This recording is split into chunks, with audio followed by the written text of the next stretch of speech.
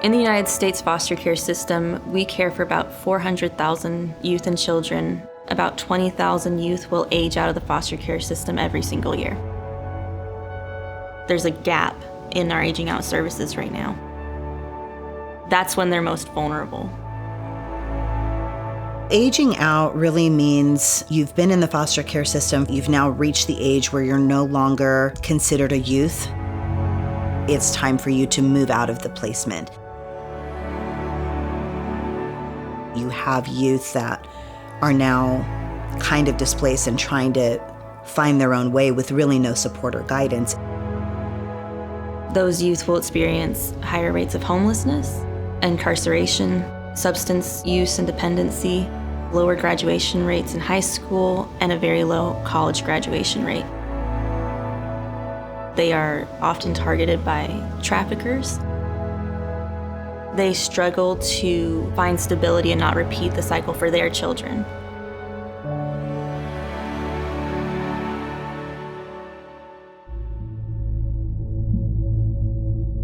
Human trafficking is the sale of souls. We have a tendency to look at human trafficking through the lens of movies like Taken, or Pretty Woman, or Sound of Freedom. We have these very sensationalized views on what human trafficking looks like, and the reality is it's relational. Someone is exploiting your vulnerabilities in order to capitalize from a financial standpoint. That is a lot of what I experienced from ages 3 to 32.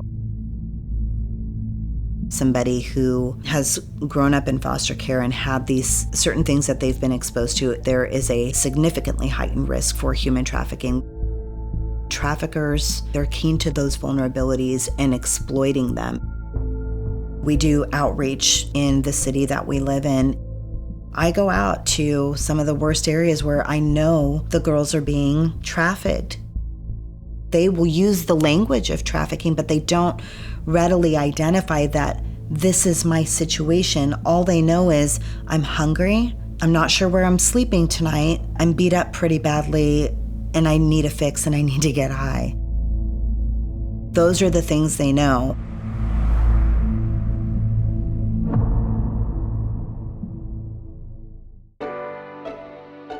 Who did this shot?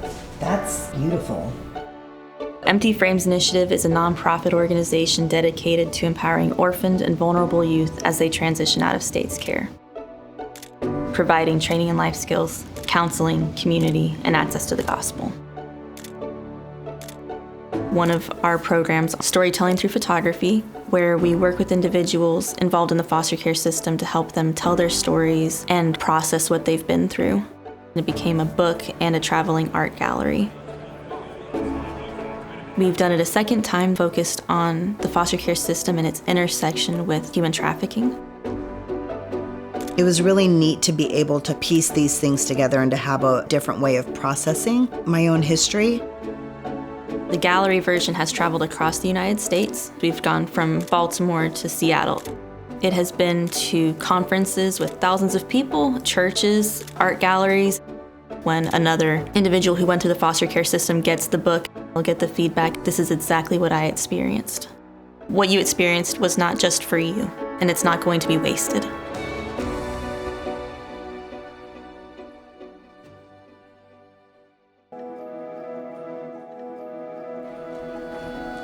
We are launching the Overture program. Overture meaning this moment of expectation, and it leads into something beautiful. The Overture program is going to be serving youth who have aged out of foster care recently, ages between 18 and probably 24. It's been described as like a boot camp. It's gentler than that. The first month, they're getting counseling, time to themselves, time to reflect, a safe place to pause. The next month, we're talking to them about what their hopes, their dreams are. They're getting trained in soft skills in a way that lets them meet their community.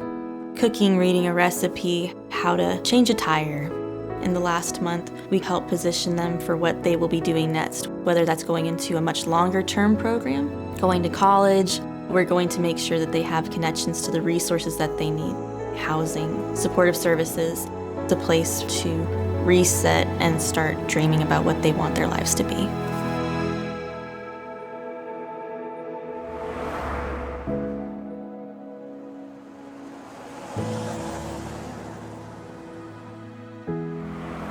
When I was doing my work in Eastern Europe, there are these big abandoned Soviet buildings. Nobody wants to use it because it has this really dark history. That got incorporated into the Empty Frames initiative. Redeem and restore these places. Here in Waco, we've been looking for a building for a while. We went inside and it's pretty rough, but it was exciting because it's like a clean slate. Tons of opportunity, tons of space. I own a construction business called Black Bear Construction. My wife and I started a nonprofit helping other couples adopt children. One of our pastors at our church introduced Miriam to me. It was a no-brainer for us, using our resources, our businesses, our foundation to support her. We want to do whatever it takes to help them see their vision come to life. We go upstairs and they were explaining, this used to be a hotel. There's already rooms. It's already outfitted to be a space that houses people in a private way. They'll have their own room, but we'll also have group living spaces. We'll have a really nice kitchen and living room, art spaces, a workout room. Downstairs, community members get to come in and teach life skills without invading what's just theirs. We would like to show you our elevator. Our elevator. Very close to Baylor. It's very close to the highway. We're literally right down the street from the famous Texas Circle that some people have said is the very center of Texas. We're going to do our best. This is not something that we're just going to throw together. This is more than a building. These are lives and these are souls. And that's what ultimately Empty Frames is about.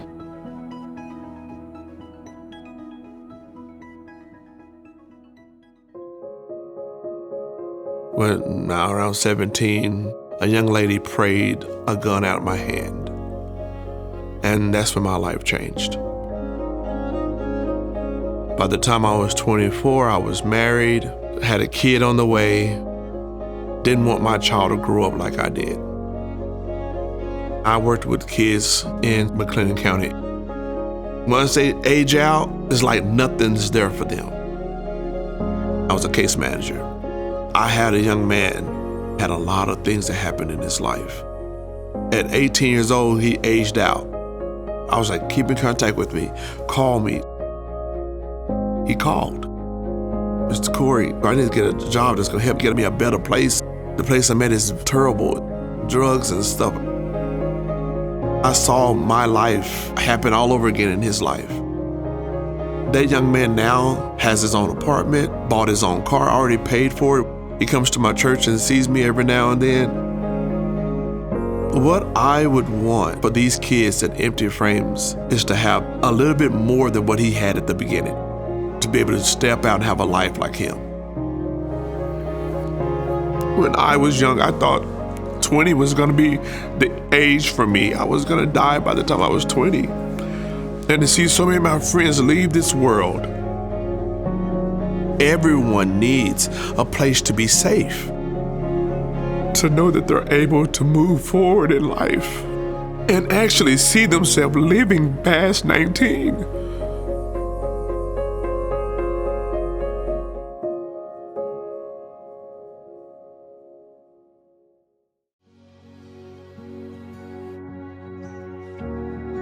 We are launching this campaign to help fund the Overture program, to have the building purchased, renovated, and outfitted, to have a permanent place for youth aging out of the foster care system, and to house the Story of Foster Care gallery for people to come and see. The Overture program can make an impact. It can change lives.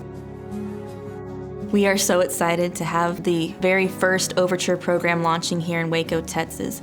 And we are excited to have a space where we can invite people in to learn how to do it in their communities.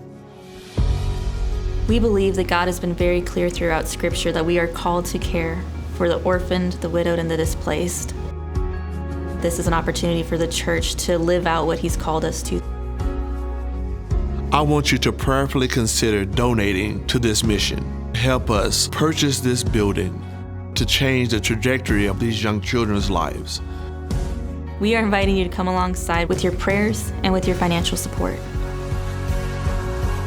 Thank you for prayerfully considering Empty Frames Initiative. Join us on this endeavor.